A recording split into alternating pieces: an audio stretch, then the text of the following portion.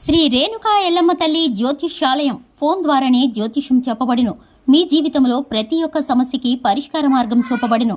విద్య, ఉద్యోగం, వ్యాపారం, విదేశీ ప్రయాణాలు, కోర్టు సమస్యలు, రాజకీయం, వ్యవసాయం, రియల్ ఎస్టేట్, ధనం నిలకడగా లేకపోవడం, ప్రేమ, పెళ్లి, సంతాన సమస్యలు, భార్యాభర్తల మధ్య కలహాలు, చెడు ప్రయోగం, ఇంకా ఎటువంటి సమస్యలకైనా 100% పరిష్కార మార్గం చూపబడును. ఈ సృష్టిలో దైవశక్తి ఉన్నది ఎంత నిజమో దుష్టశక్తి ఉన్నది కూడా అంతే నిజం. గురువు గారికి ఒక్కసారి నమ్మకంతో కాల్ చేయండి. Phone number 9704864697. హాయ్ ఫ్రెండ్స్, అందరికీ నమస్కారం అండి. తులారాశి వారి జాతకులు, దేవుడు తన తీర్పును ఇచ్చేశాడు. మీకు జరగబోయేది ఇదేనండి. తప్పక ఈ వీడియోని చూడండి. ధైర్యం ఉంటేనే చూడండి. అతిపెద్ద శుభవార్త మీకోసం వేచి ఉన్నది. అసలు ఏం జరగబోతుంది, ఎటువంటి ఫలితాలు అయితే ఈ రాశి జాతకులు పొందుకోబోతున్నారు అనే వివరాలు ఈ వీడియోలో తెలుసుకుందాము. వీడియో నచ్చితే లైక్ చేయండి. మీ లైక్ మాకెంతో సపోర్ట్ అండ్ ఎంకరేజ్మెంట్ గా ఉంటుంది. ఇక ఆలస్యం చేయకుండా వీడియోలోకి వచ్చేద్దాము. గురువు బృహస్పతి, నవగ్రహాల్లో గురువుగా చెప్పబడేటటువంటి ఈ యొక్క గురుగ్రహము 2025 ఫిబ్రవరి నెల 4వ తేదీన మంగళవారం మధ్యాహ్నం 12:40 వృషభ రాశిలోకి వక్రాన్ని తొలగించుకుని వృషభ రాశిలోనే సక్రమ మార్గంలో ప్రయాణాన్ని కొనసాగిస్తాడు. ఈ గురువు వృషభ రాశిలో ఫిబ్రవరి నెల 2025 వక్రం తొలగించుకుని సక్రమ మార్గంలో ప్రయాణం చేయడం వల్ల ఎటువంటి ఫలితాలు కలగబోతున్నాయంటే 12 రాశుల వారు కూడా ఈ ఫలితాలను పొందుకోబోతున్నారు. అయితే ఈ యొక్క గురుగ్రహము 2025 మే 14వ తేదీ వరకు అనగా ఫిబ్రవరి నెల 4వ తేదీన 2025 సంవత్సరం నుంచి మే నెల 14వ తేదీ వరకు కూడా ఇంచుమించుగా 100 రోజుల కాలము వృషభ రాశిలో సక్రమంగా ప్రయాణాన్ని కొనసాగిస్తాడు.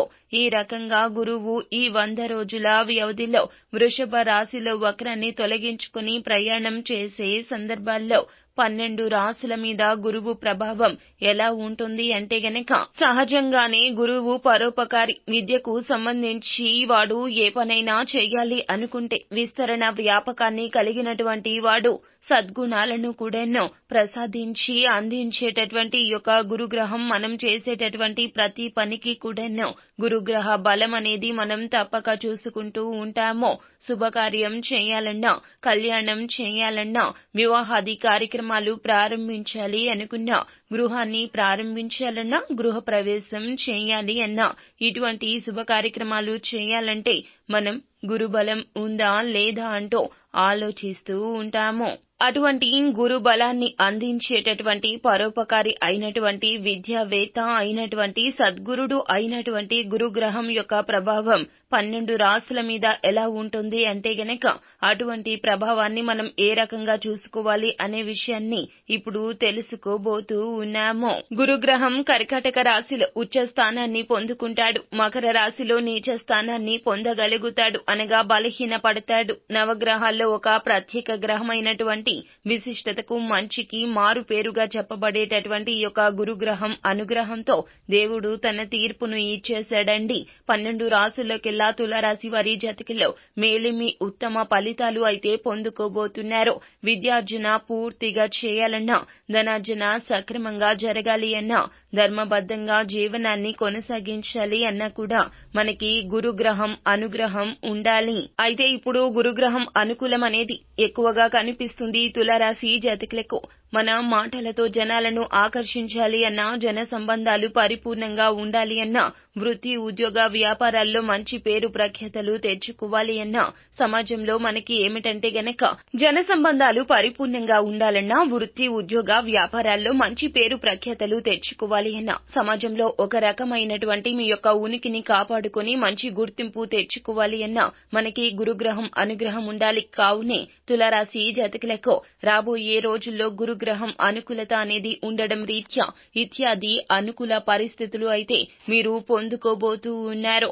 వృషభ రాశిలో ఈ 2025 సంవత్సరం ఫిబ్రవరి 4వ తేదీ నుండి వక్రాన్ని తొలగించుకుని, అంటే ఇన్ని రోజులు వక్రీకరించినటువంటి గురువు ఇప్పుడు సక్రమ మార్గంలో వృషభ రాశిలోనే 2025 సంవత్సరం మే 14వ తేదీ వరకు అక్కడ ఆయన ప్రయాణాన్ని కొనసాగించి ఆ తర్వాత మిథున రాశిలోకి ప్రవేశిస్తారు. వృషభ రాశిలో ఆయన సంచారం సక్రమ మార్గంలో జరుగుతుంది కావున 100% కూడా ఇటువంటి ఫలితాలనేవి వీరికి రాబోతూ ఉన్నాయి. ఈ రాశి జాతకులు బృహత్తరమైన ఫలితాలు పొందుకోబోతున్నారు. ఇప్పటి వరకు పడిన కష్టాల నుండి, శ్రమల నుంచి బయటపడబోతున్నారు అని చెప్పడంలో ఏ మాత్రము కూడా సందేహమే అస్సలు లేదండి. అయితే కొంతమంది మిత్రులు సైతం శత్రువులుగా మారడానికి అవకాశం ఉంది కావున ఎదుటి వ్యక్తుల విషయంలో జాగ్రత్తగా ఉండండి. అష్టమ ప్రభావంలో గురు సంచారం వల్ల తులారాశి వారికి జన సంబంధాలు చెడిపోవడం వల్ల, వారితో మనస్పర్ధలు రావడం వల్ల, కొంతమంది మిత్రులతో అయితే శత్రుభావం ఏర్పడడం వల్ల కొన్ని ఇబ్బందులు ఎదుర్కోవాల్సి వస్తోంది.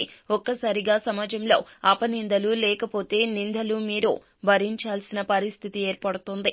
అనారోగ్య సమస్యలు ఒకవైపు ఇబ్బంది పెడతాయి. ఆర్థిక సమస్యలు ఇంకొక వైపు మిమ్మల్ని ఇబ్బంది పెట్టే సూచనలు కూడా కానవస్తున్నాయి. జన సౌఖ్య లోపం ఉంటుంది.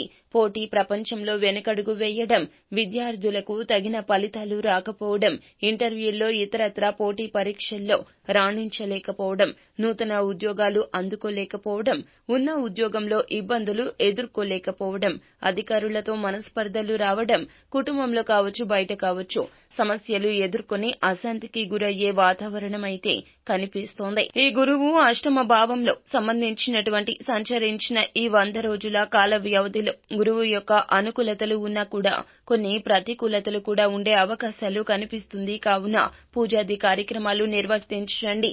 ఇష్టదైవ నామస్మరణ నిత్యము కూడా చేసుకోవాల్సి ఉంటుంది. ఈ రాశి జాతకులు గురువుకు సంబంధించి ధాన్యమైనటువంటి ఏదైనా కూడాను గురువారం రోజు గురువులకు కావచ్చు, పేద బ్రాహ్మణులకు కావచ్చు, పేదవారికి కావచ్చు ధాన్యాన్ని దానం చేయడం మేలు కలగ చేస్తోంది.